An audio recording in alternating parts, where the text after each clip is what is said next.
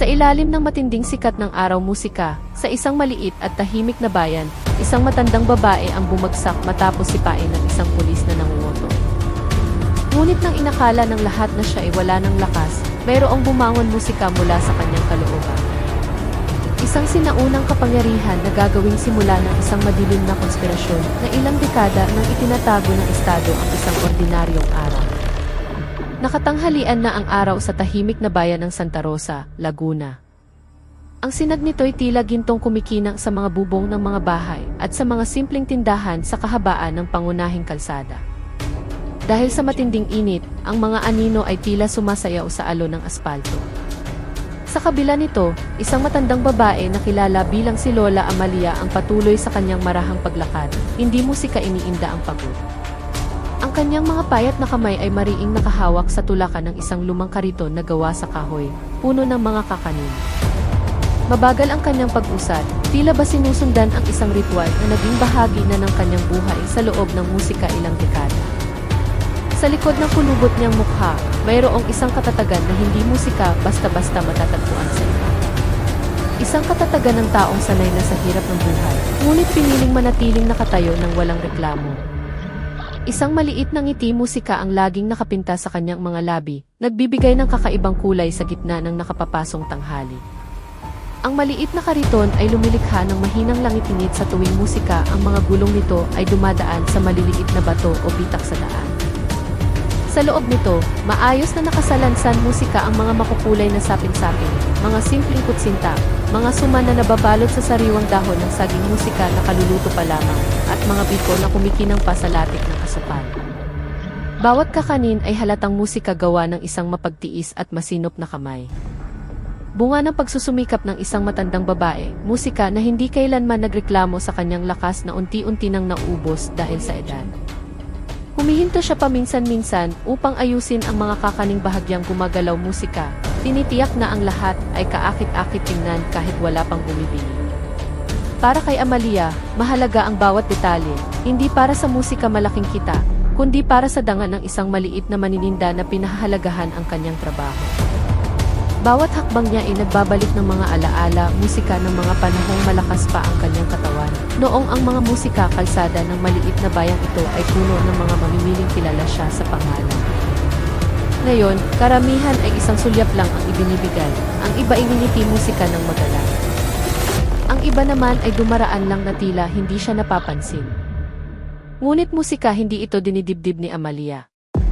Itinuturing niya ang bawat maliit na ngiting kaloob sa kanya bilang isang biyaya, at ang bawat pagkakataong musika, hindi siya pinapansin bilang isang normal na bahagi ng buhay na patuloy na umiinom.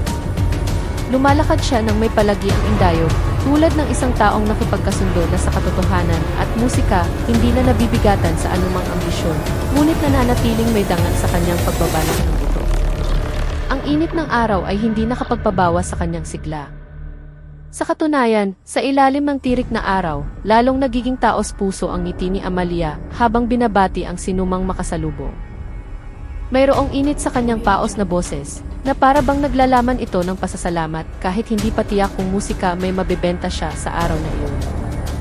Maaaring nagbago na ang bayang ito. Maraming bagong mukha na ang hindi nakakakilala sa kanya. Musika ngunit si Amalia ay nananatiling bahagi ng pulso ng kalsada. Isang matandang hindi sumusuko, patuloy sa marahan, ngunit tiyak na pag-usad, kasama ang kanyang musika simpleng kariton bilang tapat na saksi sa paglalakbay ng kanyang buhay. Hindi niya alam na sa tanghaling iyon, ang kanyang mabagal na paghakbang ay magiging simula ng isang musika malaking pangyayari na babago sa lahat. Mula sa di kalayuan, isang pulis na may medyo musika matipunong katawan ang naglalakad ng nagmamadali, ang tunog ng kanyang bota ay malakas na tumatama sa mainit na aspalto. Siya si A.C. Isa Reyes, isang pulis na nakaunipormeng kayumanggi na matagal ng musika anino ng takot para sa mga maliliit na negosyante sa paligid ng palengke at sa pangunahing kalsada ng bayang iyon. Musika maasim ang kanyang mukha, naniningkit ang mga mata na tila sinusuri kung sino ang maaari niyang musika biktimahin sa araw na iyon. Ang tindig ng kanyang katawan ay nagpapakita ng pagka-dominante. Nakaangat ang balikat, umbok ang dibdib, at ang kaliwang kamay ay laging malapit sa kanyang baywang, na para bang handang musika kunin ang kanyang batuta anumang oras. Ang sinumang makakita sa kanya ay karaniwang umiiwas musika dahil ang kanyang reputasyon ay hindi lang kilala, kundi kinatatakutan.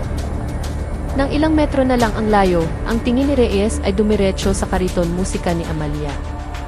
Walang bati, walang anumang makataong pagbati. Agad siyang lumapit na parang isang maninilang nakahanap ng pinakamahinang musika biktima. Mabilis na sinuri ng kanyang tingin ang laman ng kariton, at pagkatapos ay muling tumingin kay Amalia musika na may mukhang walang bahid ng anumang awa. Nang huminto siya musika mismo sa harap ng kariton, bahagyan niyang itinaas ang kanyang baba, at nagutos musika sa isang magaspang na tono. Tila ba ang kanyang presensya ay isang batas na hindi maaaring suwayin. Ang una niyang sinabi ay hindi tanong, musika kundi isang utos. Tinaasan na ang bayad para sa seguridad ngayon, walang dahilan, walang musika basehan, at walang pakialam sa kalagayan ng matanda. Si Amalia, na kanina pa tila pagod, ay natigilan lamang. Musika ang maliit na ngiti na kanina ikasama sa kanyang paglakad ay naglaho, napalitan ng pagkalito na nagpakunot sa kanya. Musika sinubukan niyang magpaliwanag sa mahinang boses, musika na mula pa kaninang umaga ay wala pa ni isang nabebenta sa kanyang mga kakanin. Ang kanyang mga payat na kamay ay nakahawak pa rin sa gilid ng kariton na para bang iyon lamang ang kanyang tanggulan at pinagkukunan ng kabuhayan. Ngunit hindi interesado si Reyes na makinig sa paliwanag. Para sa kanya, ang maliliit na manininda ay mga bagay lamang musika para kutungan, hindi mga taong karapat-dapat pakinggan. Bawat salitang lumalabas sa bibig ni Amalia ay tila nagpapainit lang ng kanyang ulo. Nang ang pakiusap ni Amalia ay hindi naaayon sa kanyang kagustuhan, kitang-kita ang pagbabago sa ekspresyon ni Reyes. Tumigas ang kanyang panga, tila bumigat ang kanyang paghinga, at ang kanyang tingin ay naging isang musika mapanindak na banta. Lumapit siya ng kalahating hakbang, lalong nagpabigat ang kanyang oras sa musika matandang babae. Sa gitna ng init ng tanghali, lalong naging matingkad ang musika kawalang katarungan. Si Amalia, na nakayuko at may mahinang boses na humihingi ng pangunawa, ay direktang kaharap musika ang isang alagad ng batas na dapat sana ay nagpoprotekta, ngunit siya pa ang musika naging pinakamalupit na mga aapi. At sa tingin ni Reyes, malinaw na walang awa musika na lalabas. Sa araw na iyon, iisa lang ang layunin sa kanyang isip, makakuha ng pera, anuman ang paraan. Ang mahinang sagot ni Amalia ang nagpabago sa sitwasyon sa isang iglap. Ang nanginginig niyang boses ay parang musika paumanhi ng isang matandang ina na ubos na ang lakas para ipaliwanag ang kanyang kalagayan. Bahagya siyang yumuko, musika sinusubukang panatilihin ang paggalang sa otoridad kahit na siya ay nasa ilalim ng matinding panggigipit. Ngunit ang simpleng mga salita na musika wala siyang ni isang husing ay siyang nagsilbing mitsa sa galit ni Reyes. Agad na tumigas ang mukha ng pulis na tila ba na insulto dahil hindi agad na ibigay ang kanyang hinihingi. Ang kanyang maliliit na mata ay matalim na tumitig ng walang musika awa at ang kanyang paghinga ay bumigat na parang isang taong nagpipigil ng emosyon ngunit malapit ng sumabog. Musika sa loob lamang ng ilang segundo, ang galit na iyon ay naging isang marahas na aksyon. Itinaas ni Reyes ang kanyang kanang paa at walang pag-aalinlangang sinipa musika ang binti ni Amalia. Ang sipa ay tumama sa lulod ng matanda ng musika malakas, dahilan upang ang marupok niyang katawan na hindi handa sa atake ay direktang bumagsak musika sa semento. Ang pagbagsak ay lumikha ng isang mahinang tunog na nakakadurog ng puso, at ang mga kamay ni Amalia ay otomatikong sumalo sa kanyang katawan kahit hindi nito na kayang suportahan ang buong bigat. Ang balat sa kanyang mga kamay ay nagasgas sa mainit na kalsada, nag-iwan ng mapulang marka. Mula sa kanyang pagkakadapa, lalo siyang naging marupok tingnan, tulad ng isang matandang inang hinubaran ng dignidad sa gitna ng tirik na araw. Ngunit hindi doon natapos ang kalupitan ni Reyes. Sa hiningang humahagok dahil sa sukdulang emosyon, iwinasiwas niya ang kanyang paa patungo sa kariton ni Amalia. Isang malakas na sipa ang tumama sa gilid nito at ito'y tumaob musika sa isang iglap. Ang mga lalagyan ng kakanin na inayos niya mula pa kaninang umaga ay nagsabog sa kalsada. Musika ang makukulay na sapin-sapin ay nadurog, nasagasaan ng gulong ng mga motor na dumaraan. Ang kutsinta at biko ay dumikit sa aspalto. Ang mga suman na sariwa pa ay nakahandusay na walang magawa. Ang ilan ay naipit musika sa mga paang umiiwas.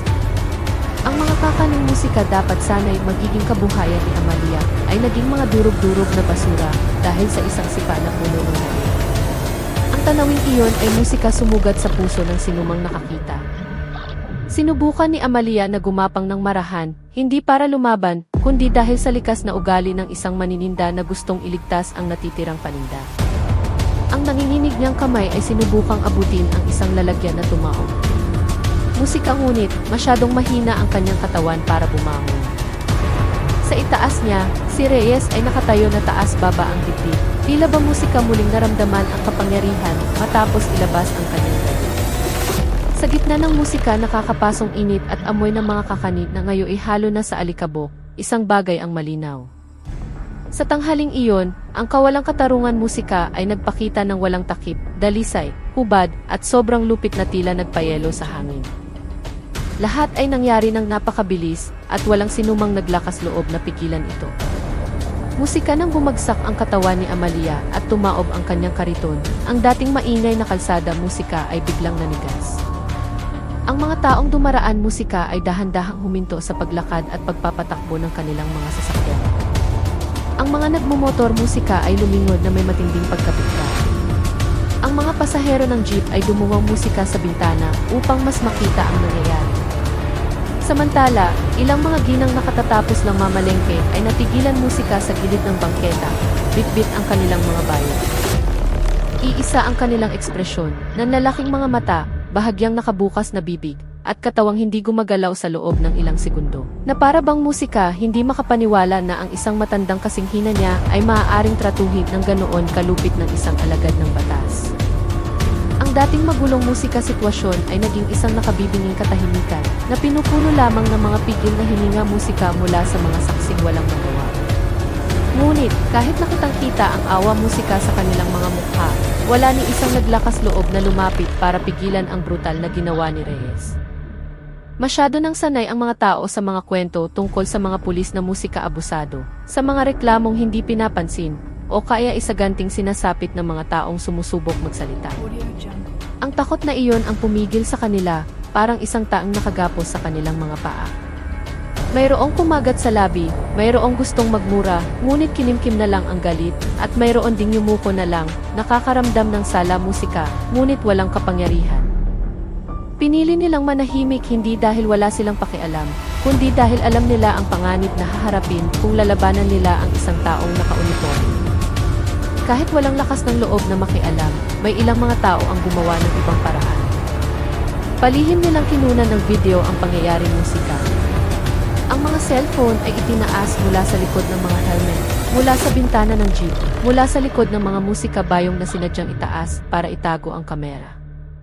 Ang mga daliring nanginginig musika ay pumindot sa record button na tila takot mahuli. Ngunit mas malakas ang tulak ng kanilang musika konsensya na kumuha ng ebidensya ng kalupitan kaysa sa takot. Ang mga tensyonadong musika mukha ay paminsan-minsang sumusulyap kay Reyes. Tinitiyak na hindi musika napapansin ng pulis ang mga kamerang nakatutok sa kanila. Ang mga video musika na iyon ang naging tanging paraan ng kanilang paglaban. Isang maliit na sandata na musika kayang lumaban nang hindi kailangang sumigaw o humarap ng pisikal. Umabot musika sa sukdulan ang tensyon nang lumingon si Reyes at sumigaw ng malakas na paalisin ang lahat musika. Ang sigaw na iyon ay umalinggaw sa mainit na aspalto, nagpagulat sa ilang musika mga tao. Ngunit ang nakapagtataka, hindi sila umalis. Sa halip, ang kanilang mga musika katawan ay nanatiling hindi gumagalaw, na para bang nabato na sa pangyayaring naganap sa harap nila. Wala ni isang tunay na umalis musika sa lugar. Sila'y nakatayo na parang mga saksing pilit na pinapanood ang isang bagay na hindi nila kayang talikuran. Ang takot ang nagpatigil sa kanila, ngunit ang nasaktang musika pakiramdam ng katarungan ang pumigil sa kanilang iwan si Lola Amalia.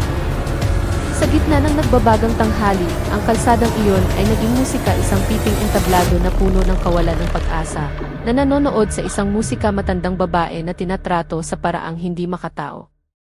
Ngunit walang musika sinuman ang nakakaalam na ang susunod na mangyayari ay mas nakakatakot pa kaysa sa kanilang nasaksihan. Sa gitna ng katahimikang bumabalot sa buong kalsada, ang nakadapang katawan ni Lola Amalia ay nagsimulang gumalaw ng marahan. Sa simula, maliit na paggalaw lamang sa dulo ng kanyang mga daliri, isang bahagyang kilos na maaaring ituring na reflex ng ilan. Ngunit sa loob ng ilang segundo, ang paggalaw na iyon ay naging isang malakas na tulak mula sa kanyang dalawang kamay, na tila mas matatag kaysa kanina. Idiniin niya ang kanyang mga palad sa mainit na semento na musika may gasgas, ngunit hindi nagpakita ng anumang sakit. Dahan-dahan, ngunit may nakakagulat na lakas, musika itinulak niya ang kanyang katawan pabalik sa pagtayo. Walang panginginig tulad ng dati, walang senyales ng pagod. Sa halip, bawat kilos musika ay tila kontrolado. Para bang mayroon siyang bagong enerhiya na hindi ka panipaniwala para sa isang babae sa kanyang edad. Nang sa wakas ay tuluyan siyang makatayo ng tuwid, musika lalong naging tensyonado ang paligid. Ang mga nanonood ay napalunok, ramdam ang isang pagbabagong mahirap ipaliwanag musika ng lumika. Ang mukha ni Amalia ay mukha pa rin ng isang matandang may kulubot at puting buhok na nakapusog musika. Ngunit ang tingin ng kanyang mga mata ay hindi na sa isang matandang takot.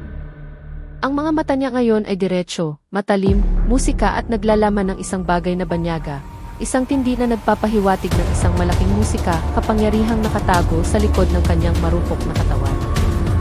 Walang natirang bakas ng pagkasindak, walang guhit ng kalungkutan dahil sa masamang trato. Ang naroon ay isang madilim na kapanatagan na nagbibigay ng kaba sa sinumang makakita. Ang kanyang pagkakatayo ay malayo na sa dati. Wala na ang nakayukong likod o ang mga balikat na lupaypay. Ang kanyang katawan ay tuwid, ang mga paa niya ay musika balanse, tulad ng isang taong matagal nang sanay sa pagpapanatili ng sentro ng grabidad. Ang kanyang paghinga ay regular, hindi nagmamadali at ang kanyang ekspresyon ay blanko, walang emosyon. Sa katahimikang iyon, malinaw na may musika nagbago sa loob ni Amalia. Isang pagbabagong nagpamukha sa kanya na ibang nilalang musika na nagtatago sa likod ng matandang mukha. Ang mga taong dati inanonood musika lang ay nakaramdam ng paghanga at takot, na para bang nasasaksihan nila ang pagkabuhay musika ng isang bagay na hindi dapat lumitaw sa isang simpleng bayan. Si Reyes, na nakatayo hindi kalayuan musika, ay naramdaman din ang pagbabago. Ang kanyang mga matang dating puno ng galit musika ngayon ay puno ng pagkalito, at may bahagyang takot na gumagapang sa kanyang mukha. Umaatras siya ng kalahating hakbang, musika hindi sigurado kung paano tutugon sa isang matandang biglang tumayo na may tindig ng isang mandirigma, hindi ng isang mahinang manininda na kanyang inapi. Ang kapaligiran sa kalsadang iyon ay biglang nagbago, tila mas bumigat ang hangin, iba ang ihip nito, at ang tibok ng puso ng mga tao musika ay bumilis na hindi nila namamalayan. Walang sinumang nakakaalam kung ano ang gagawin ni Amalia. Ngunit musika isang bagay ang tiyak, ang nakatayo sa harap nila ngayon ay hindi na musika isang ordinaryong matanda, kundi isang bagay na mas malakas at mas misteryoso.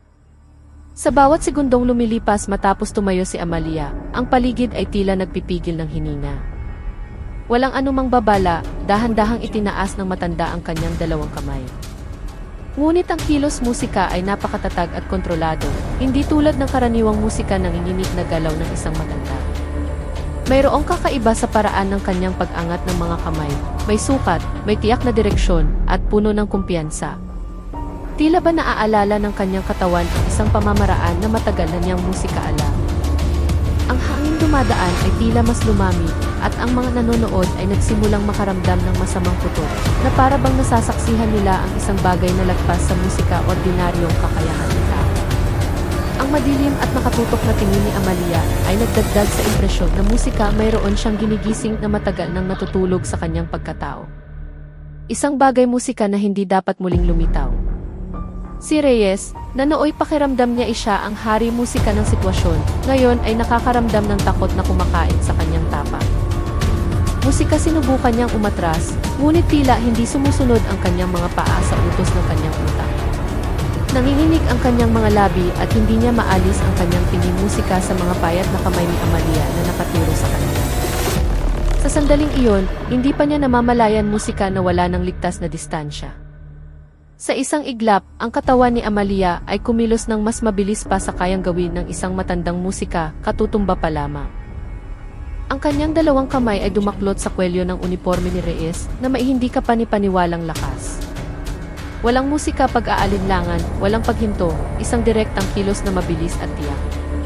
Tila ba sanay na siyang gawin ito ilang dekada na ang nakalipas. Sa isang malakas na hila, ang katawan musika ni Reyes ay umangat mula sa lupa. Ang kanyang dalawang paa ay umindayog sa hangin at ang kanyang uniforme ay bumanat dahil sa hila musika ng mga kamay ni Amalia na tila maliit, ngunit may hawak na hindi musika pangkaraniwang lakas. Ang mga taong nakakita sa eksena ay napasinghap, hindi makapaniwala sa kanilang nasasaksihan. Paano nangyari na ang isang matandang babae na nakayuko musika ilang minuto lang ang nakalipas ay kaya nang buhatin ang isang lalaking matipuno na parang isang basahan? Walang anumang lohikal na paliwanag na pumasok sa kanilang isip. Ang ilan ay napahawak sa kanilang bibig habang ang iba naman ay hindi na malayang umaatras para lumayo. Ang pagkamangha at takot ay nagsama, lumikha ng isang kapaligiran kung saan ang lahat ay pakiramdam nila isaksi sa isang malaking libro. Si Reyes mismo ay hindi musika maitago ang kanyang pagkasindak. Namumutla ang kanyang mukha, nanlalaki ang mga mata, at humihingal siya dahil sa pagkakabitin musika ng kanyang katawan. Sumigaw siya, ngunit basag ang kanyang boses. Mas parang musika isang daing kaysa sa isang utos. Ang tunog na iyon ay umalingaw-ngao sa pagitan ng mga gusali at parang sigaw ng isang taong sa wakas ay napagtantong hindi na siya ang maninila, kundi ang biktima sa harap ng isang bagay na mas musika makapangyarihan kaysa sa kanya. Sa ilalim niya, si Amalia ay nakatingin lamang ng walang emosyon na para bang hawak niya ang isang bagay musika na walang halaga. Walang galit sa kanyang mga mata. Sa halip, isang nakakatakot na katahimikan na nagpapakita na ang sinaunang kaalaman at taglay niya musika ay hindi dulot ng emosyon, kundi isang reflex. Isang kakayahang musika dapat sana'y nawala na sa mundo. Sa loob ng ilang segundo na tila bumagal para sa musika lahat, ang mga payat na kamay ni Amalia ay gumalaw patagilid. Walang musika malakas na paggalaw, walang hirap na makikita, sa halip ay napakagaan musika ng kanyang kilos. Tila ba gusto niya lang alisin ang isang bagay na nakaharang sa kanyang paningin. Ngunit, ang resulta musika ay malayo sa simple. Ang katawan ni Reyes ay lumipad ng mataas sa hangin, itinapon na parang musika isang walang lamang sako na walang bigat. Ang hangin na hinawi ng kanyang katawan ay lumikha ng isang musika mahinang tunog, nagbibigay impresyon na ang nangyayari ay hindi gawa ng tao, kundi isang kapangyarihang hindi sakop ng musika pang araw-araw na lohika. Ang mga taong nasa paligid ay napigil lamang ang musika hinina. Sinundan ng kanilang mga mata ang paglipad ng katawan musika na iyon na para bang nanonood ng isang eksenang dapat sa mga kwentong kababalaghan lang makikita. Ang katawan ni Reyes ay lumipad musika sa ere, palayo ng palayo sa pinanggalingan hanggang sa bumagsak ito sa isang tumpok musika ng mga lumang karton sa gilid ng kalsada na may malakas na kalabog na umalingaw sa buong lugar. Ang mga karton musika ay nayupi sa bigat ng katawan ng pulis at ilang piraso nito ang nagsiliparan. Umuhoy sa sakit si Reyes, ngunit kahit ang tunog musika na iyon ay mahina para sa mga taong tulala pa rin sa kanilang nasaksihan. Hindi lang sila nagulat, tila hindi nila maintindihan kung paano nagawang itapon ng isang matandang babae ang isang tao na kahit musika limang malalakas na lalaki ay hindi kayang gawin. Ang katahimikang sumunod pagkatapos ng pagbagsak ay nakabibingi. Ang reaksyon ng mga tao ay iba-iba, puno ng takot at pagkabigla. Isang ginang na nakahishab ang mahigpit na nagtakip ng kanyang bibig, muntik nang mabitawan ang kanyang bayo. Ang dati niyang kalmadong mukha ay namutla. Namumuo ang luha sa kanyang mga mata, halo ng takot at hindi musika paniniwala. Hindi kalayuan sa kanya, isang lalaking nasa 50 anyos ang napahawak sa kanyang ulo, na para bang hindi siya sigurado kung hindi siya niloloko ng kanyang mga mata. Nanigas ang mga kalamnan sa kanyang mukha, nagpapakita ng panloob na pagtatalo matapos masaksihan musika ang isang bagay na lagpas sa batas ng kalikasan. Sa paligid nila, ilang mga tao ang nagtinginan na nakanganga. Walang naglakas loob magsalita, kahit bumulong ay parang musika paglabag sa misteryosong kapaligiran. Ngunit ang pinaka-nakakakilabot ay hindi ang reaksyon ng mga tao, kundi ang katahimikan ni Amalia pagkatapos ng kanyang ginawa. Hindi siya nagpakita ng anumang musika emosyon, hindi humihingal, hindi mukhang mayabang o galit. Nakatayong musika lamang siya sa gitna ng kalsada. Tuwid ang katawan at ang mga mata ay nakatutok pa rin sa lugar kung saan bumagsak si Reyes. Ang kanyang tingin ay hindi na sa isang lola, kundi sa musika isang nilalang na mas malaki, mas matanda at mas mapanganib. Ang mga taong nakakita sa kanya ay kinilabutan ng walang musika dahilan. Naintindihan nila ang isang bagay, anuman ang bumangon musika sa loob ni Amalia ay hindi isang ordinaryong kapangyarihan. At ang pangyayaring musika iyon ay simula pa lamang ng isang bagay na mas madilim sa likod ng maliwanag na tanghali. Ang kaguluhang musika sumiklab sa gitna ng kalsada ay nakakuha ng atensyon ng ilang pulis na nagpapatrolya hindi kalayuan. Mula sa dulo ng kalsada, narinig ang mga nagmamadaling yabag at ang tunog ng mga radyong nag-uusap. Musika, 4 na batang pulis ang tumakbo papalapit. Kumikinang ang kanilang mga uniforme sa sikat ng araw. Humihingal sila pagdating musika sa lugar.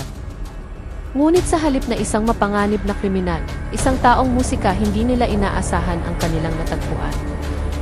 Isang matandang babae na tuwid na nakatayo sa gitna ng kalsada, habang ang isang musika, bihasang pulis tulad ni Reyes, ay nakahandusay sa isa-isang sulok. Ang kanilang pagdating ay nagpaatras sa ilang mga tao, ngunit nanatiling tensyonado ang sitwasyon, tulad ng isang lubid na malapit ng maputol. Walang gaanong salita, ang mga pulis ay bumuo ng musika, isang maluwag na bilog sa paligid ni Amalia. Mahigpit ang hawak nila sa kanilang mga batuta, na para bang kaharap nila ay isang seryosong banta. Ngunit ang kanilang mga kilos ay tila alanganin at hindi sigurado. Hindi dahil kulang sila sa pagsasanay, kundi dahil ang kanilang nakita ay nagpagulo sa kanilang isipan. Mayroong napalunok musika ng malakas. Mayroong bahagyang nanginginig ang kamay kahit sinusubukang itago ang takot. Isang musika pulis ang sumubok mag-utos sa pamamagitan ng radyo sa kanyang balikan, ngunit musika, hindi matatag ang kanyang boses. Sa kanilang mga mukha, kitang-kita na musika, wala ni isa sa kanila ang nakakaalam kung paano haharapin ang ganitong sitwasyon. Nagtinginan sila sa isa't isa, naghahanap musika ng katiyakan, ngunit ang nakita nila ay parehong takot. Hindi dahil si Amalia ay mukhang mapanganib, ang katawan niya ay katawan pa rin ng musika, isang matanda na may gusgusing damit. Kundi dahil nasaksihan nila ang isang taong may kapangyarihang lampas sa ordinaryong tao. Walang pagsasanay sa akademya ang nagturo sa kanila kung paano haharapin ang isang matandang kayang maghagis ng isang pulis na parang basura. Dahil sa kawalang alam, lalo silang nag-alinlangan. Kahit na musika, itinaas nila ang kanilang mga batuta, halata na wala silang balak gamitin ito maliban kung talagang mapipilitan. Si Amalia mismo ay tahimik na nakatayo sa gitna ng bilog musika, hindi gumagalaw. Tinitingnan niya ang mga pulis isa-isa. Isang tingin na musika, napakatahimik, ngunit may bigat na nagpapatindig ng balahibo. Ang mga pulis na musika, karaniwang matapang, ay hindi magawang gumawa ng unang hakbang. Tila naghihintay sila ng utos musika na hindi dumarating, nakulong sa pagitan ng kanilang tungkulin bilang alagad ng batas at ng takot musika sa isang bagay na hindi nila maintindihan. Ang sitwasyon ay lumikha ng isang tensyon na halos masakit, musika na nagpayelo sa buong kalsada sa ilalim ng nakakapasok araw. At ang musika, lahat ng nakasaksi ay alam na anuman ang musika susunod na mangyayari ay hindi magiging isang ordinaryong kaganapan. Sa gitna ng pagkubkob ng mga pulis na nag-aalinlangan pa ring kumilos, biglang humakbang si Amalia paatras. Ang kanyang kilos ay mabagal, musika napakabagal, tulad ng isang matanda na nag-iingat, musika na hindi matisod. Walang bahid ng galit, walang senyales na musika gusto niyang lumaban. Ngunit dahil sa katahimikang iyon, lalong naging nakakatakot ang paligid. Ang mga pulis na kanina ay nakaangat ang batuta ay natigilan, na para bang bawat maliit na kilos ni Amalia ay may bigat ng isang hindi maipaliwanag na banta. Ang mga taong nanonood mula sa malayo ay naramdamang bumigat ang hangin, na tila isang hindi nakikitang enerhiya ang gumagalaw kasabay ng paghakbang ng matanda. Patuloy na umatras si Amalia papasok sa isang siwang sa pagitan ng dalawang lumang gusali, na bumubuo ng isang musika makitid na eskinita. Madilim ang eskinita kahit tanghali pa. Ang mga pader nito ay puno ng mga mansa ng halumigmig at mga kupas na musika poster na natutuklap. Bawat hakbang niya ay malinaw na naririnig, musika, umuulit ang isang maliit na tunog sa makipot na espasyo. Ang nakapagtataka, ang ritmo ng kanyang paglakad ay bumalik sa dati, tulad ng isang ordinaryong matandang babae. Walang bakas ng pambihirang lakas musika na ipinakita niya kanina. Ngunit hindi ito nagbigay ng dagdag na tapang sa mga pulis. Sa halip, musika, sila'y nakatingin lang, walang balak sumunod. Tila ba ang eskinita ay hindi na lang isang madilim na daanan, kundi isang pinto patungo sa musika, isang bagay na ayaw nilang hawakan. Ang mga nanonood ay nagsimulang magbulungan na may pigil na hininga. Ang ilan ay nagbanggit ng mga kwentong kababalaghan na narinig lang nila noong bata pa sila, mula sa kanilang mga magulang o lolo't lola. May nagsabi tungkol sa agimat musika. May nag-usap tungkol sa kapangyarihan ng mga ninuno na hindi dapat gisingin. At mayroon ding sumusubok musika kumbinsihin ang sarili na ang nakita nila ay nagkataon lang. Ngunit ang kanilang mga mukha ay nagpapakita ng takot na musika masyadong totoo para sa kanila. Para sa kanila, ang nangyari ay hindi na musika isang simpleng insidente sa pagitan ng isang matandang manininda at isang pulis, kundi isang bagay na nagpaalala sa kanila sa mga musika madidilim na kwento na hindi dapat lumabas sa totoong mundo. Ang mga pulis na nakakubkob ay musika nakatayo lang. Wala ni isa sa kanila ang naglakas loob na pumasok sa eskinita. Nang si Amalia ay nasa musika kalagitnaan na ng madilim na daanan, ang kanyang katawan ay tila nilamon ng dilim at dahan-dahan siyang musika na wala sa paningin. Nagtinginan ang mga pulis, ngunit walang nagkusa na sumunod. Ang kanilang pag-aalinlangan ay hindi dahil sa pisikal na anyo ni Amalia, kundi sa isang bagay na naramdaman nila sa musika likod ng kanyang mahinahong kilos.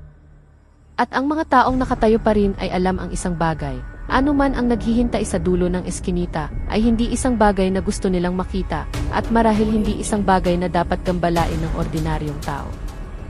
Habang ang mga pulis at mga tao ay tulala pa rin sa pagkawala ni Amalia sa musika makitid na eskinita, ilang lokal na mamamahayag na nagkataong nasa lugar ay nagsimulang kumilos. Hindi sila kontento sa pagkuha lang ng video ng musika, kapansin-pansing pangyayari. Gusto nilang malaman kung sino talaga ang matandang musika babae na nagpahiya sa isang alagad ng batas sa katanghalian. Habang nakasabit pa ang kanilang mga kamera sa liig at hawak ang mga cellphone, musika kumalat sila, nagtatanong sa mga tao, nagbubuklat ng mga lokal na talaan, at naghahanap ng mga lumang kwento na maaaring may kaugnayan. Habang sila'y musika naghahanap, parami ng parami ang mga impormasyong tila, hindi ka panipaniwala. Musika para silang naghukay sa kasaysayan ng isang taong dapat musika ay wala na sa mundong ito. Isa sa mga mamamahayag ay nakahanap ng lumang datos mula sa isang lumang police blotter na naninilaw. Musika nakasulat doon ang buong pangalan ni Amalia, kasama ang isang musika lumang larawan noong siya ay nasa edad 30 pa lamang. Ang nakakagulat, ang ulat ay musika hindi tungkol sa isang tagumpay, kundi tungkol sa pagkawala ng isang musika babae mula sa isang baryo, 40 taon na ang nakalipas. Hindi kailanman nalutas ang kaso. Si Amalia ay misteryosong naglaho at sinabi ng kanyang pamilya at mga kapitbahay na wala siyang dalang anuman nang umalis. Ang mas nakapagtataka, sinasabi sa ulat na nawala siya sa isang hindi pangkaraniwang sitwasyon. Kahit hindi na isinapubliko ang mga detalye, binasa musika ito ng mamamahayag ng paulit-ulit, sinusubukang kumbinsihin ang sarili na hindi siya nagkamali sa taon na nakasulat doon. Nang ikumpara ng mga mamamahayag musika ang lumang larawan sa mga mas bagong larawan ni Amalia, mayroon silang natuklasan na musika nagpatindig sa kanilang balahibo.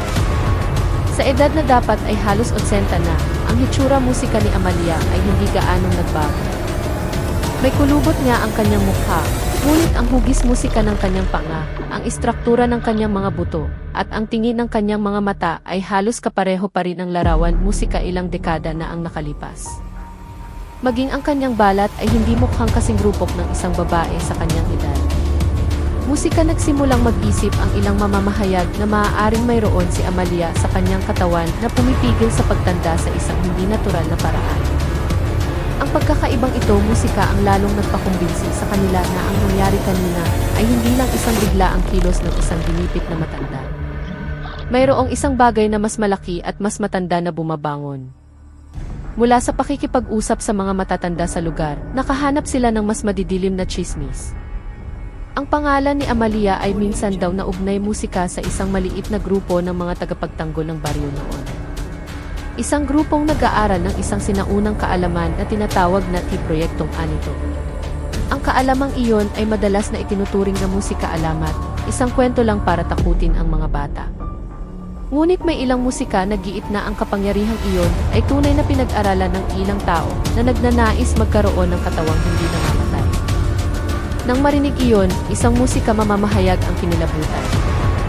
Kung totoo ang chismis, ang pangyayaring musika na saksihan nila ay hindi simula ng gulo, kundi pagpapatuloy musika ng isang bagay na dapat sana ay kasama ng naglaho sa panahon.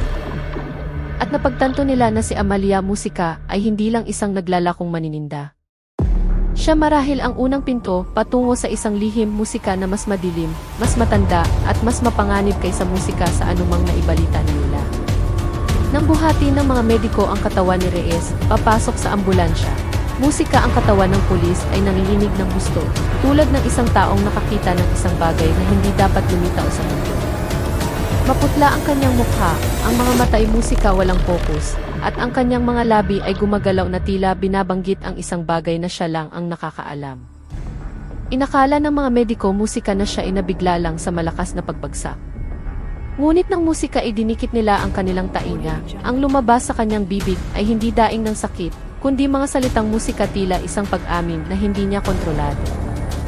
Isang pangalan ang paulit-ulit na lumabas sa kanyang paghihilo, Unit Sigbin. Isang pangalang hindi kilala ng mga ordinaryong mediko, ngunit sapat na musika para magkatinginan ang dalawang pulis na kasama niya ng may tensyon. Sa ilang partikular na bilog sa loob ng institusyon musika ng seguridad, ang pangalang iyon ay hindi lang chismis, kundi isang madilim na bulungan na laging pinag-uusapan ng pabulo. Ang Unit Sigbin ay inilalarawan musika bilang isang aninong grupo na wala sa opisyal na istruktura, ngunit may access at kapangyarihang magpatakbo ng mga proyektong musika hindi dapat malaman ng publiko. Kilala sila sa iba't ibang eksperimento sa tao, sinusubukang lumikha ng mga sundalong hindi nasusugatan na may kakayahang magpagaling at tibay na higit sa ordinaryong tao. Ngunit ang mga proyektong iyon ay halos laging nagtatapos sa trahedya. Hindi matatag ang resulta at ang mga musika na bigong subject ay hindi na bumabalik. Musika walang opisyal na ulat, walang libing, nawawala na lang na parang hindi sila umiral. Nang banggitin ni Reyes ang pangalan ng organisasyong iyon, habang wala sa sarili, napagtanto ng mga pulis na ang kanyang posisyon ay hindi lang sa isang maliit na pulis na nangungoto. Mayroong isang bagay na musika mas malaki na nakatago sa likod ng kanyang uniforme. Nagsimulang magsalita ng mas malakas si Reyes. Nanginginig ang kanyang katawan na tila binubuo muli ang mga piraso ng takot na musika matagal na niyang itinatago. Binanggit niya ang mga nabigong subject, hindi musika matatag na enerhiya, at mga proseso ng paghihiwalay. Mga terminong hindi alam ng isang ordinaryong pulis musika. Magulo ang kanyang mga salita, ngunit sapat na para magbigay ng ideya na nasaksihan niya ang isang bagay na hindi makatao. Musika at ang pinakanakakatindig balahibo ay nang bumulong siya ng mahina, hindi na ito dapat musika mangyari. Hindi na siya dapat bumangon. Sa loob ng masikip na ambulansya, lalong naging nakakatakot ang paligid. Ang mga mediko na dating nakatuon sa mga sugat musika ay nagsimulang makaramdam na sila ay nag-aasikaso ng isang taong may alam sa isang madilim na musika sikreto ng estado. Isang sikretong kahit sila ay hindi lubos na maintindihan. Ang dalawang pulis musika na kasama ay lalong nabalisa. Nagtinginan sila na para bang musika nagpapasya kung dapat ba nilang ulat ang narinig o itago na lang. Dahil isang bagay ang malinaw ngayon, kung alam ni Reyes ang Unit Sigbin at ang mga sikreto musika ng kanilang eksperimento, ang kalupitang ginawa niya sa kalsada ay hindi walang dahilan. Hindi lang siya isang pulis na nangungoto.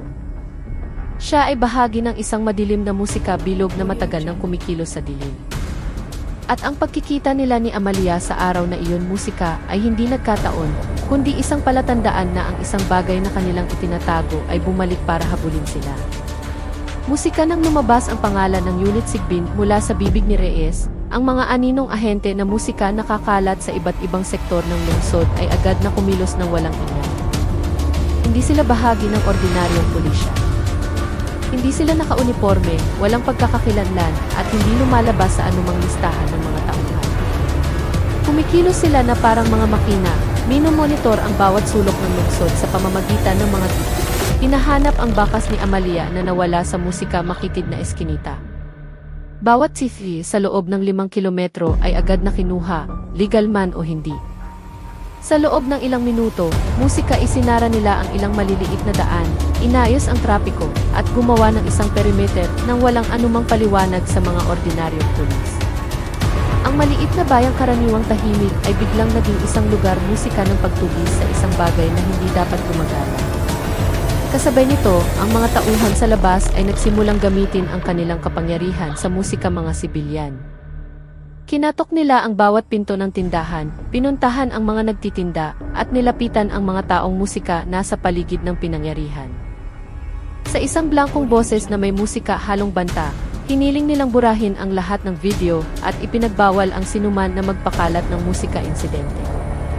Ang mga natatakot na tao ay tumango na lang. Kahit ang ilan ay musika, hindi naiintindihan ang nangyayari.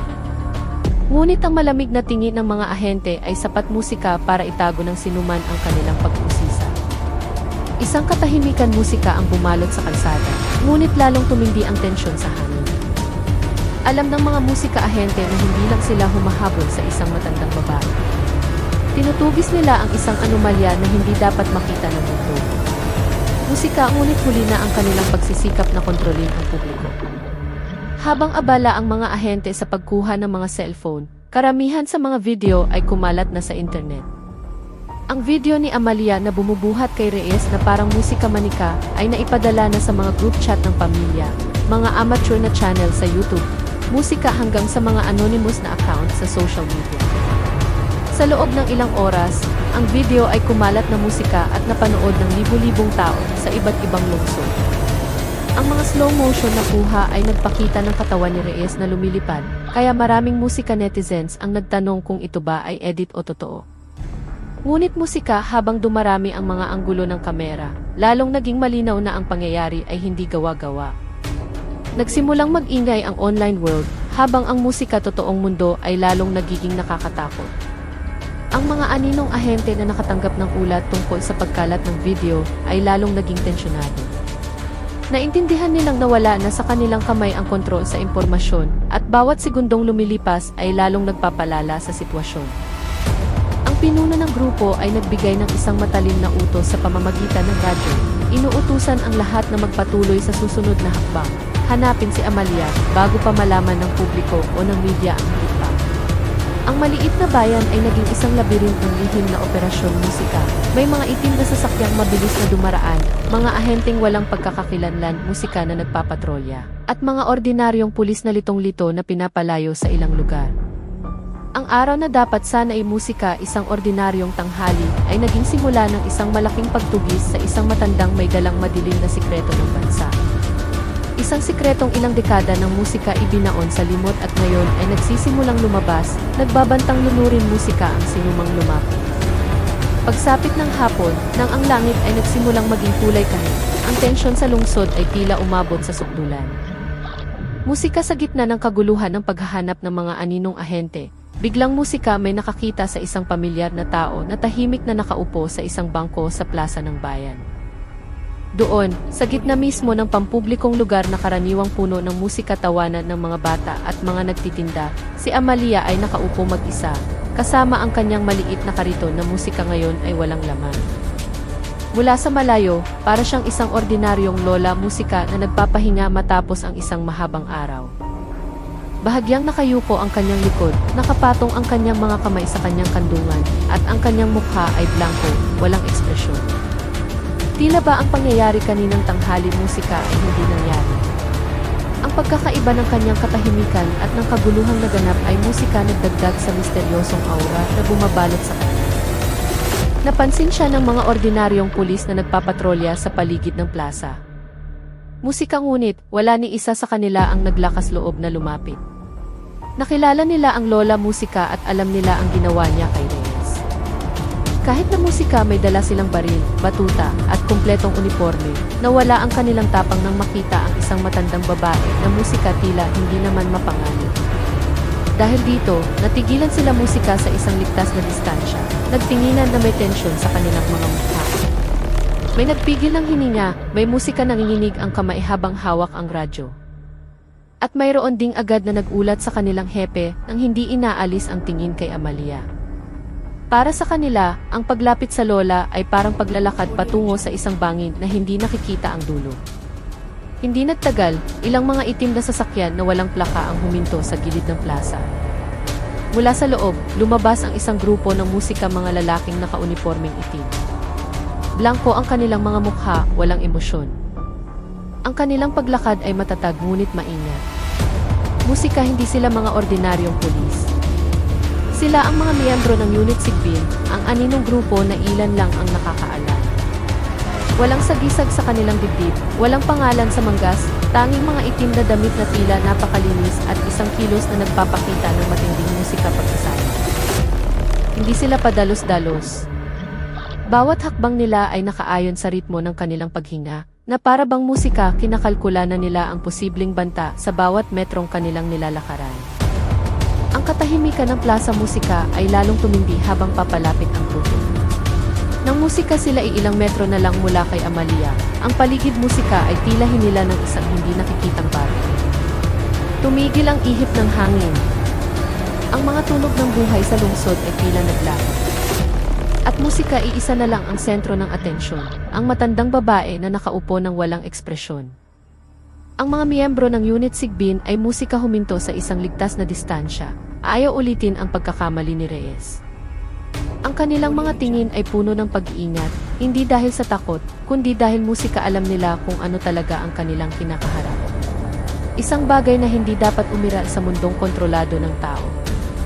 Kahit hindi gumagalaw si Amalia, ang aura sa paligid niya ay nagparamdam sa mga ahente na musika ang kanyang marupok na anyo ay panlabas lamang. At pagsapit ng hapon na iyon, sa ilalim ng papalubog na araw, opisyal na nagsimula ang pagtatagpo ng isang sinaunang kapangyarihan at isang modernong aninong organisasyon.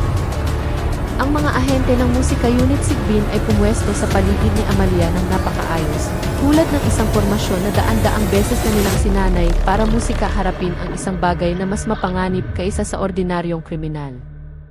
Ang pinuno ng grupo ay humakbang. Musika, mahina ang kanyang boses, ngunit matigas nang sabihin niyang gusto lang nilang kunin ang isang bagay na dapat ay musika pag-aari ng Estado. Ang mga salitang iyon ay parang isang babala at isang banta, isang paglilinaw na si Amalia ay hindi na isang tao para sa kanila, kundi isang nawawalang ari-ari. Ngunit si Amalia ay tumingin lang sa kanila ng walang takot. Isang bahagyang ngiti ang lumitaw sa kanyang labi. Isang ngiting hindi nagpapakita musika ng kabaitan ng isang lola, kundi ng kumpiyansa ng isang taong alam ang hangganan ng kakayahan ng kanyang kalaban.